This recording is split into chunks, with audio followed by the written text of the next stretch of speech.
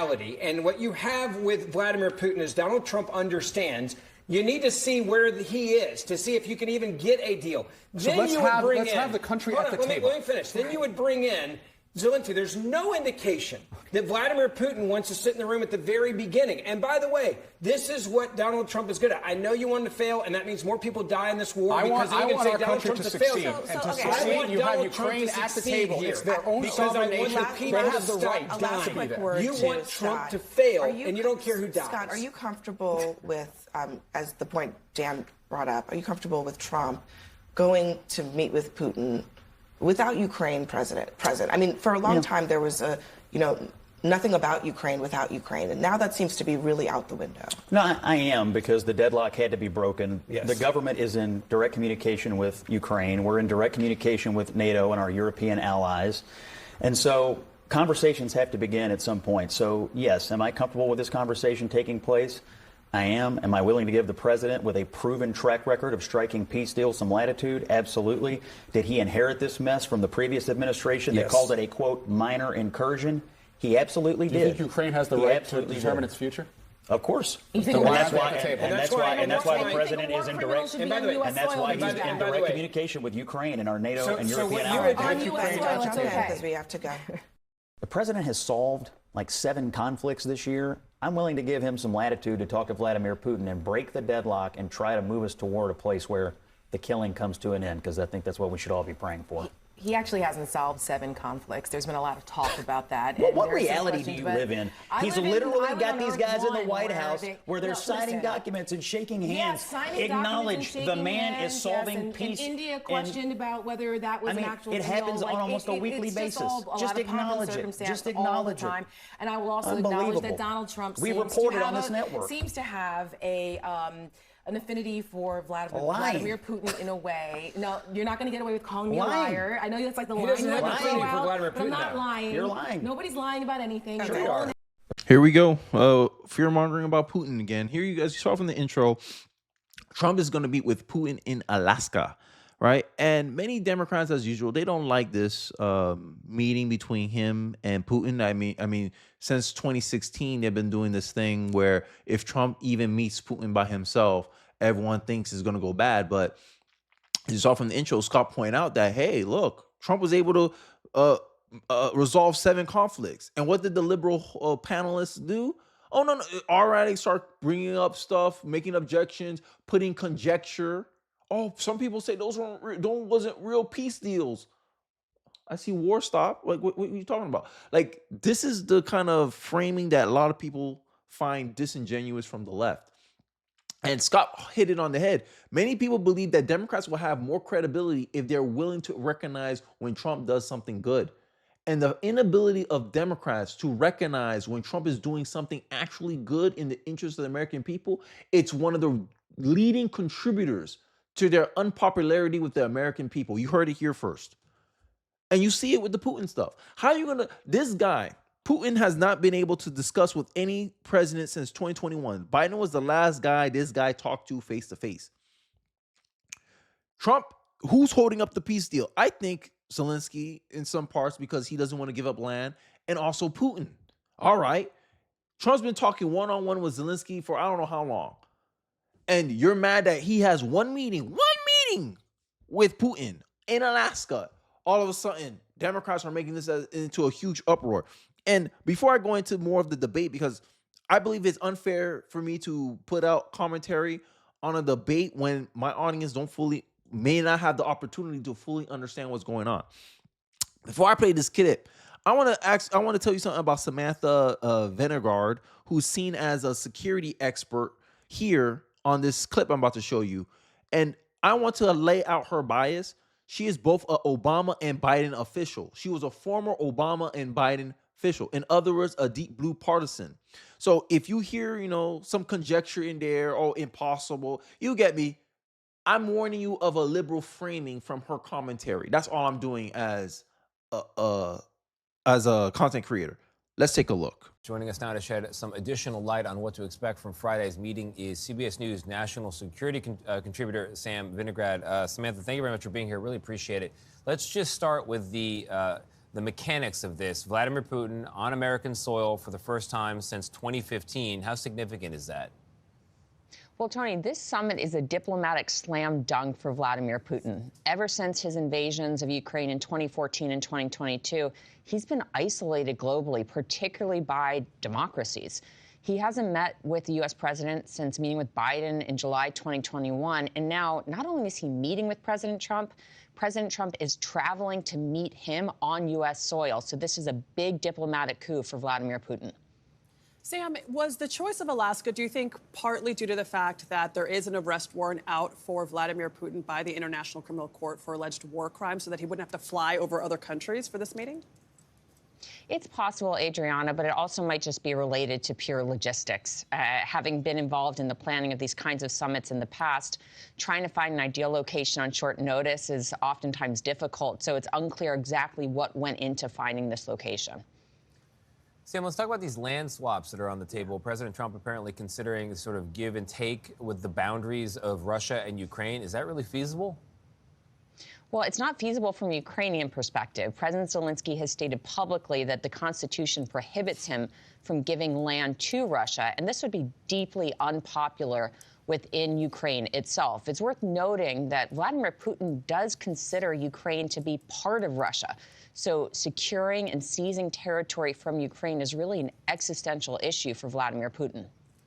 So we've just heard in Wage's piece that Zelensky has said that any discussions without Ukraine are discussions against peace. Can the needle really be moved without Volodymyr Zelensky being part of this?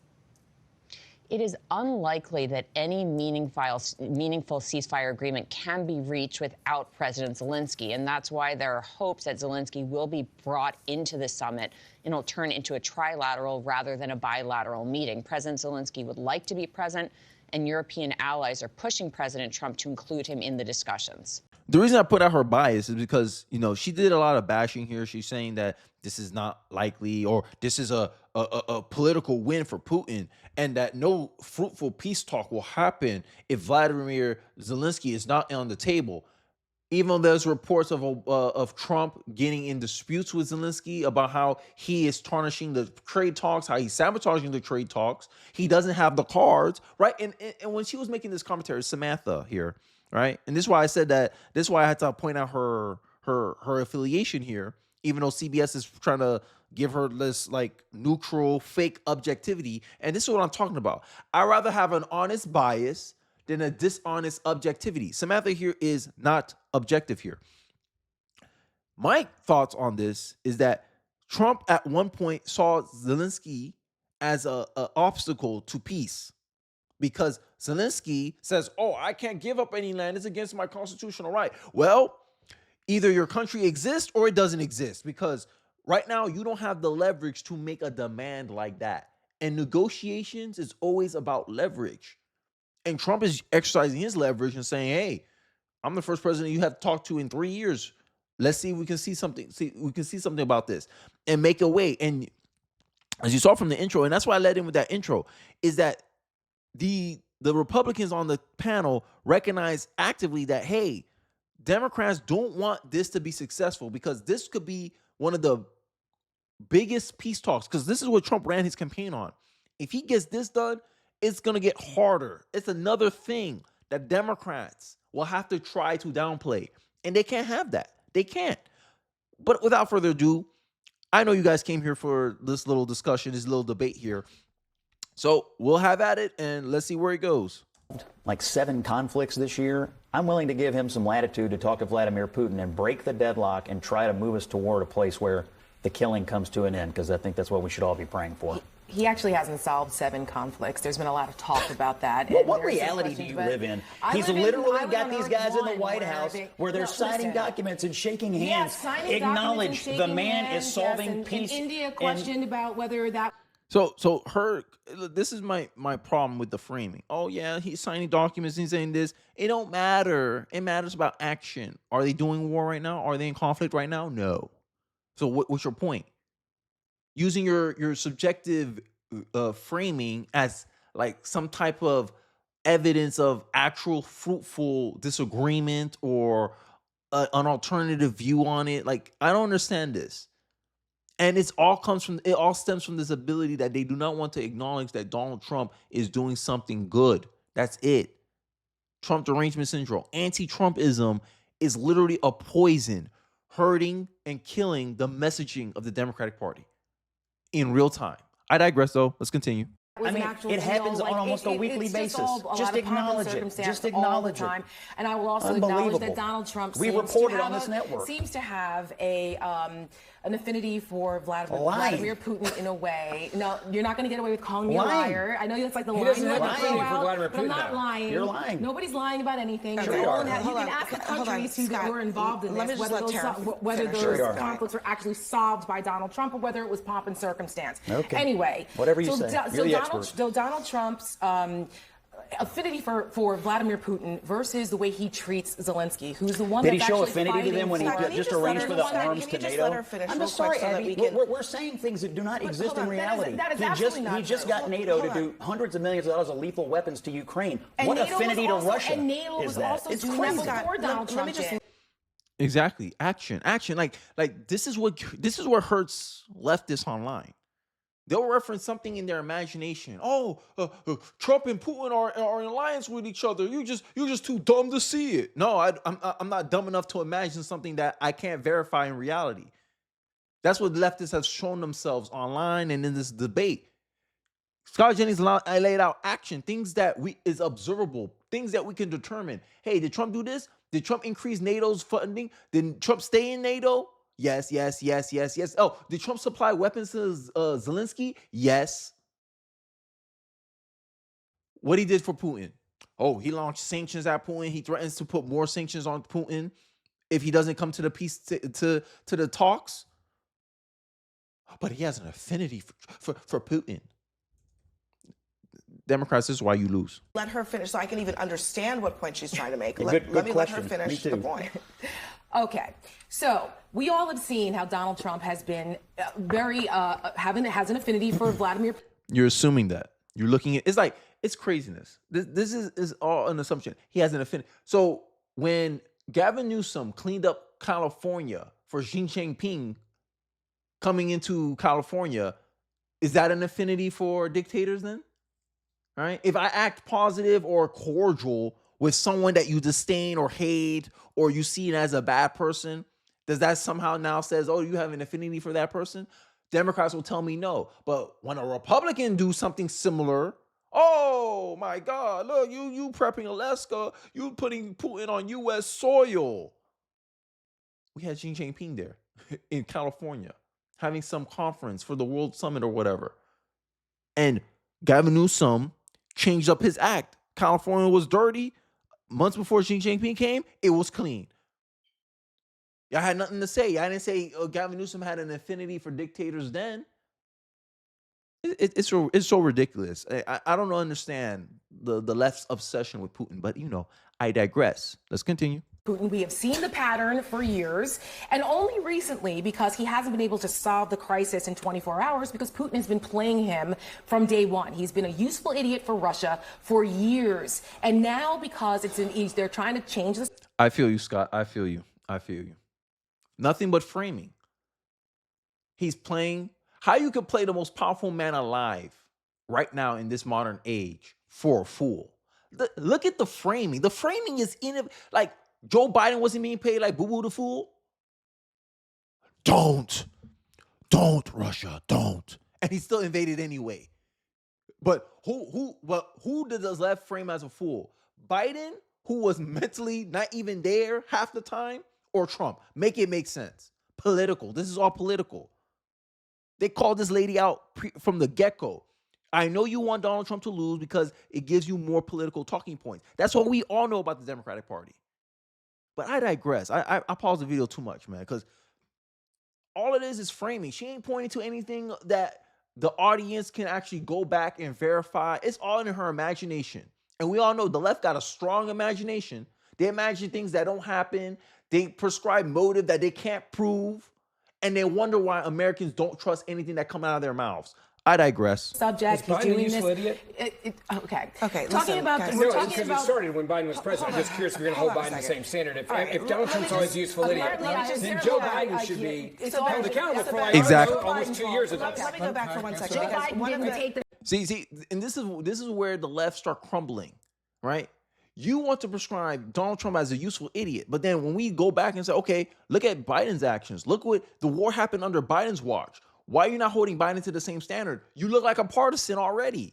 And this is the trouble that leftists always get themselves when they try to name call Donald Trump, because you find out a Democrat did something worse. A Democrat did something similar. And now they have to call Biden a fool if they want to be consistent. But you know these people are not consistent. And this is one of the reasons why people consistently distrust them. I digress. Biden didn't take the side of Vladimir Putin over our own intelligence agency the way Donald Trump did in Helsinki. So let's not even go there. Part of the point that she's making is that Trump, first of all, he needs to resolve this because he said when he was running for president that he would resolve it in 24 hours. That clearly has not happened. But he wants to be a peacemaker. He wants to be a peacemaker in the situation. He wants the Nobel Peace Prize, that whole thing. And this has been elusive because, largely, imagine, look how she prescribed motive. This is what I'm talking about. The imagination of the liberal. Oh, he wants to win a Nobel Peace Prize. Really? So when Biden wants to end the war, when Biden wants to do all this, he wanted some personal accolades for that too? When Obama hit Osama bin Laden and he won the Peace Prize for that. Oh, Obama only did that because he wanted to win the Nobel Peace Prize. Like, yeah, okay, that makes sense. That checks out. And so what if he does? Like, let's play the game. So what if Donald Trump does? Is that good objectively for the American people not to be able to, not to need to send any more taxpayer money to Ukraine? Yes. Win-win. And this is the deal making that Democrats don't have. Donald Trump's, this is why when they try to character assassinate Donald Trump, it doesn't work. Because Donald Trump's stitch wasn't, hey, I'm the better person, elect me to guide the country. Donald Trump's stitch is, here's what I'm going to do for you, America. Put me in power. Here's what I'm going to do. I'm going to close the border. I'm going to make sure we're strong again. We're this again, right? We're going to fix our country. We're going to make a country centered around the American citizen, not foreigners. That's the proposition that Trump gave. And American people say, yup, I like what you're saying. Oh, okay. Yep, America first. But they keep trying to prescribe, he's not a good person. I don't care if he's a good person. I care if he's effective. And I didn't hear he was ineffective. That's all Americans care about right now. Because we're tired of the emotional gaslighting from the Democratic Party. And that's how Trump won in the first place. But I digress. Let's wrap up the video. Because Vladimir Putin is not that interested in the deal. He's not. So, I mean, is Trump going into this a little bit naive, thinking that Putin is actually ready to deal when what Putin really wants is complete victory? This is the part that is, I think, is really just sad, is that there's people that are sitting at this table that clearly want this to be a failure. Where are those people? I think you're one of them. What? You don't put words in my mouth. I never said that, and neither did Dan. You come out here with the talking points. We want him to negotiate from a position of strength. He is. He's the president of the United States. What are you talking about? This lady is funny, though. I don't know why. I find her funny. Because Trump is negotiating from a position of strength.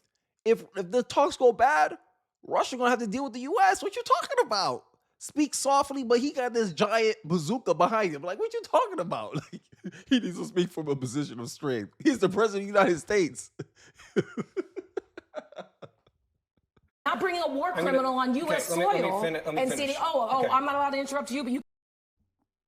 This lady was just talking like everyone had to put their points in as she was just giving a tsunami of word salad. You can interrupt me and overtalk the whole time. I heard a lot of what you said. Okay. She never stopped talking. The 3 minutes, she never stopped talking. She didn't. The only time she took a breath is when Abby started talking. But when these were interjecting little points, I think Scott Jennings was able to get her quiet because he called her out. Look at the actions. You giving nothing but conjecture. A lot of what you said, and a lot of it was against Trump. I go back to what I was saying. Let me let Dan. And then she cuts him. And then she cuts him off. She don't even let him finish. Craziness, though. This is one of the reasons why a lot of people think Abby Shows is biased. Two liberals, look at the part. This is better. 2 Democrats, 2 Republicans, and Abby's in the middle. But even though Abby's a Democrat, so she's gonna kind of still, give the liberals a bone here. But honestly, I don't know what the game that the liberals are trying to play. Because my thoughts is the only way you could disagree with Trump is if you offer something better, offer a better way and pitch it. But endless criticism of what Trump is doing and what he's not doing, what he's allowing, what he's not allowing, that's not effective anymore in this modern day politics. You have to actually be for something. What you for? You for war against Russia? You want complete domination by Ukraine? Is that what you want? Be honest about that. Don't sit here and say, oh, this is not the great way to get peace. Because that seems like all the left has. It's just endless criticism. And last time I checked, no one picks a critic to lead a country. But I digress. Let me know your thoughts and perspectives in the comment section below. I'm interested to hear what you guys have to say. Don't forget to like, comment, subscribe. Please share this video if you feel so inclined. It really does help me on the algorithm. And I'll catch you guys on the next one. Peace.